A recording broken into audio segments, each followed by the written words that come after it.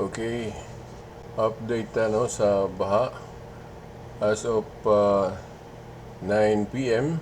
o 9:20, alas 9, hubas na ang tubig. Wa na yung tubig. Tanawa ang sa kuan, ang sa karsada wa na tubig hubas na. Salamat Lord. Okay, ang sa kilid po na mo sa balay, sa hubos, wala na po hubas na. 9 p.m. na, 9:20 p.m.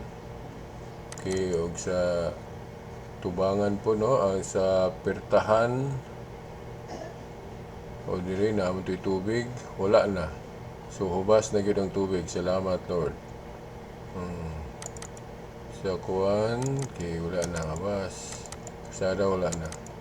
So hubas na ang tubig. Salamat Lord. Hinaot nga di na mo balik tong kusog ulan sa bukid na mo'y makapabaha diri sa among dapit. So kanto lang.